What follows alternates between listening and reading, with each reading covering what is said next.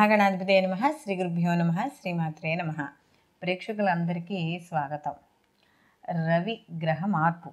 ఈ రవిగ్రహ మార్పు అనేది మనకి 17/12/2023 నుండి 14/1/2024 వరకు ఈయన ధనుస్సు రాశిలో సంచారం చేయడం అనేది జరుగుతుంది. దీన్నే మనకి ఎప్పుడైతే రవి మనకి ప్రతి నెల ఒక్కొక్క రాశిలోకి ఈయన సంచారం చేయడం అనేది జరుగుతుంది, దాన్నే మనం రవి సంక్రమణంగా చెప్తాం. అందులో భాగంగా మనకి ధనుస్సు రాశిలోకి ఎప్పుడైతే రవి సంక్రమణం జరిగిందో దాన్ని మనం ధనుర్మాసం, అప్పటి నుంచి మనకు ధనుర్మాసం మొదలవుతుందని చెప్పవచ్చు.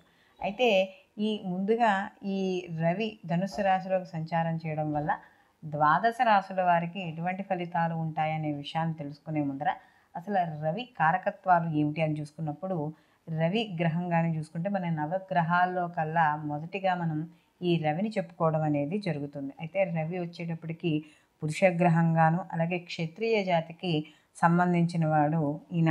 అలాగే ఈయన గుణం కూడా రజోగుణంగా చెప్పడం అనేది జరుగుతుంది.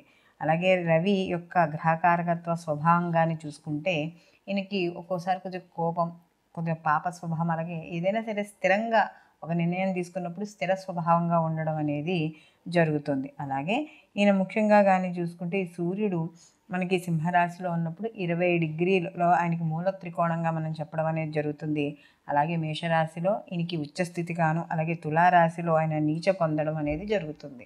కుజుడికి సహజంగా ఈ యొక్క మనకి ఏదైతే రవి ఉన్నాడో రవికి కుజ చంద్ర అలాగే గురువు మిత్ర నక్షత్ర అంటే మిత్రగ్రహాలుగా మనం చెప్పడం అనేది జరుగుతుంది. ఇంకా ఈ రవి యొక్క గ్రహ గుణగణాలు కానీ తెలుసుకుంటే ఈయనకి కుండలి మొహం కలవాడు, అలాగే రక్తవర్ణం, పొడగరి, గోధుమ వర్ణం కలిగిన జుట్టు ఎక్కువగా కలిగి ఉండడం అనేది జరుగుతుంది. అలాగే ముఖ్యంగా ఈయన శరీర అవయవాల్లో గుండె, అలాగే పురుషుడికి కుడి కన్ను, స్త్రీలకైతే ఎడమ కన్ను, అలాగే ఇలాంటి వాటికి సంబంధించింది. అలాగే ఈయన ముఖ్యంగా కానీ చూసుకుంటే సూర్యప్రభావం ఎక్కువగా ఉన్న వాళ్ళకి కాస్త ఆత్మాభిమానం ఎక్కువగా ఉంటుంది, చురుకుదనం ఎక్కువగా కలిగి ఉండడం అనేది జరుగుతుంది. అలాగే సంఘంలో వీళ్ళు చేసే వృత్తి ఉద్యోగ వ్యాపారాల పరంగా వీళ్ళకి ఎక్కువగా వెయిటేజ్, అంటే వీళ్ళకి ఎక్కువ గౌరవము, అలాగే పలుకుబడి ఇలాంటివి ఎక్కువగా ఉండడం అనేది జరుగుతుంది. చక్కని ఆర్థిక అభివృద్ధి ఉంటుంది. అయితే వీళ్ళకి అనారోగ్య సమస్యలు కానీ ఏవైనా వచ్చేటప్పుడు ఎక్కువగా కంటికి సంబంధించిన ఇబ్బందులు, అలాగే గుండెకి సంబంధించినవి, అలాగే మనకి వేసవకాలం చూడండి ఎక్కువగా ఈ వడదెబ్బలు తగులుతూ ఉంటాయి. దానికి ఆరోగ్యకారకుడు ఏదైనా సరే ఒక దీర్ఘకాలిక అనారోగ్యాలు అవి రాకుండా ఉండాలి అంటే సూర్యారాధన ఎక్కువగా చేయమని చెప్తారు. అలాగే రవి కూడా చూసుకుంటే ఈయన ఆత్మకారకుడు, అంటే ఎక్కువగా ఈయన తండ్రికి సంబంధించింది, అలాగే శక్తికి, ప్రతాపానికి, శౌర్యానికి దానికి సంబంధించిన వాడు ఈ యొక్క రవిగా మనం చెప్పుకోవచ్చు. అలాగే ఎక్కువగా ముళ్ళ చెట్లకు పంటల్లో చూసుకుంటే మిరియాలు, మిరపకాయలు, కొబ్బరి, వాము, బియ్యం మొదలైన వాటికి అన్నింటికీ కూడా ఈయన కారకుడుగా చెప్పవచ్చు. ముఖ్యంగా ఈ యొక్క ఏదైతే ఈ రవి ఉన్నాడో ఈ రవి హృదయ సంబంధిత మందులు, వైద్యులు, రిజర్వ్ బ్యాంకు సంబంధిత వృత్తుల్లో కారకత్వాలు ఎక్కువగా వహిస్తాడు. అలాగే ఈ ఆకాశానికి సంబంధించిన వాటి అంటే విమానాలు, విమానాశ్రయాలు, ఖగోళము, అలాగే విమాన చోదకులు అంటే మనకి పైలట్ ఉంటారు కదా వాళ్ళు, ముఖ్యంగా విద్యుత్ ఉత్పత్తి, భూకంపాలు, ఆకాశవాణి, ఇలా అంటే ఈ ప్రచార మాధ్యమాలు ఉంటాయి కదా వాటికి సంబంధించిన వృత్తులు, ఇలాంటి వాటికి అన్నింటికీ కూడా ఈ యొక్క రవి కారకుడుగా మనం చెప్పవచ్చు. కాబట్టి ఇలాంటి రవి కారకుడు ఈ గ్రహాలు కానీ చూసుకుంటే మనకి సూర్యారాధన, ఎవరైతే మనకి ఈ దీర్ఘకాలిక వ్యాధులు వాళ్ళు ఉన్నవారు సూర్యారాధన ఎక్కువగా చేయమని చెప్పడం అనేది జరుగుతుంది.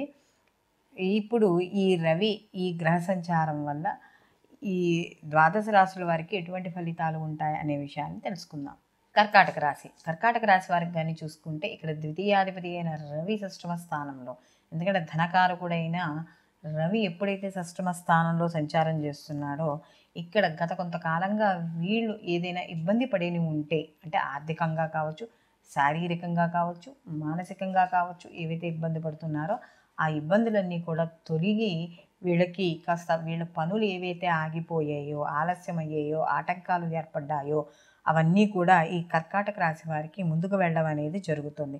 అలాగే వీళ్ళు ఏవైతే కార్యక్రమాలు చేపట్టాలనుకుంటున్నారో ఆ కార్యక్రమాల్లో విజయాన్ని సాధించడం అనేది తప్పకుండా ఈ రవి అనుగ్రహం వల్ల కలుగుతుంది. అలాగే ఎవరైతే ప్రభుత్వ ఉద్యోగస్తులు కావచ్చు, రాజకీయ నాయకులు కావచ్చు, ఎవరైతే ఉన్నారో వాళ్ళందరికీ కూడా పదవులు గత కొంతకాలంగా ఏమైనా పదవీ భంగాలు అయ్యి ఉంటే, లేకపోతే వాడు ఇప్పుడు కొత్తగా ఏవైనా ఆశ చూస్తే అలాంటి ఉన్నత పదవుల కోసం ఆశించే వాళ్ళకి మంచి సమయంగా ఈ మాసం ఈ యొక్క రవి ధనుస్సు రాశిలో సంచారం చేయడం అనే వల్ల వీళ్ళకి కలుగుతుందని ఖచ్చితంగా చెప్పవచ్చు. అలాగే ధనధాన్య వృద్ధి, అలాగే ఎక్కువగా శుభవార్తలు వినడం, శుభ ఫలితాలు పొందడం అనేది జరుగుతుంది.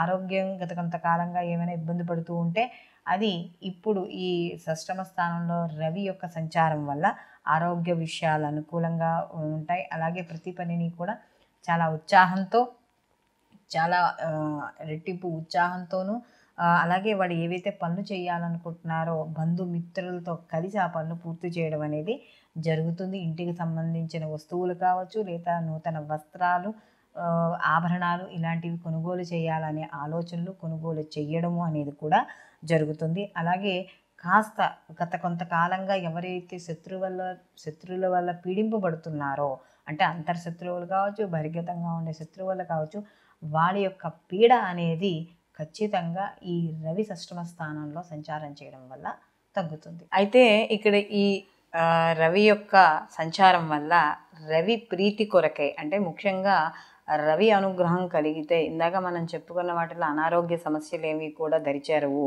ఆర్థిక అభివృద్ధి కానీ అన్ని రకాలుగాను కూడా వీళ్ళకి అనుకూలంగా ఉంటుంది. ప్రతి పనిలోనూ కూడా ముందుకి వెళ్ళడం అనేది జరుగుతుంది. కాబట్టి ఈ రవి ప్రీతి కొరకై, ఎందుకంటే సూర్యుడికి పళ్ళు ఉండవంటారు, అందు గురించి ఎక్కువగా వీనికి పాయసాన్ని చేస్తారు. అంటే గోధుమతో కలిపిన పాయసాన్ని కానీ, కొంతమంది అన్న పాయసాన్ని కానీ చేయడం అనేది జరుగుతుంది. ఎక్కువగా గోధుమలు అనేవి రవిగ్రహానికి సంబంధించిన ధాన్యం కాబట్టి గోధుమ రవ్వ ఉంటుంది కదా, అది బెల్లము నెయ్యి కలిపిన దాంట్లో కాస్త సుగంధభరితంగా ఉండడానికి కాస్త మనం ఏవైనా యాలకులు, ఇలా జీడిపప్పులు ఇలాంటివి ఏమైనా వేసుకొని చేసుకోవచ్చు. లేకపోతే గోధుమ బెల్లంతో కలిపి చేసిన పాయసాన్ని నివేదనగా చేయాలి.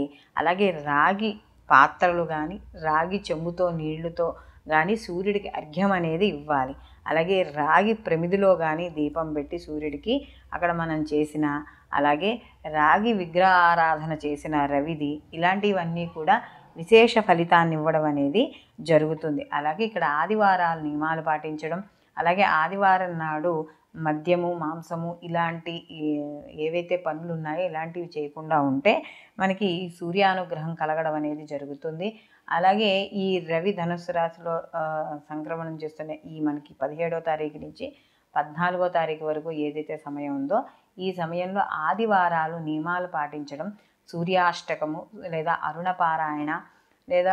పారాయణ వినడం, ఇంట్లో మనకి ఇప్పుడు యూట్యూబ్లో దొరుకుతున్నాయి కదా, అరుణ పారాయణ వినడము, లేదా మనకి ఈ యొక్క ఏదైతే రాగి పాత్రలో నీళ్లు పోసుకొని అందులో ఎర్రటి పూలని, గంధము అవన్నీ ఉంచి కూడా సూర్యుడికి అర్ఘ్యం ఇవ్వడం, ఆదిత్య హృదయ పారాయణ చేయడం, ఇలాంటివి ఏవి పాటించినా కూడా సూర్యానుగ్రహం అనేది ఈ ద్వాదశ రాశుల వారికి కూడా పొందడం అనేది జరుగుతుంది.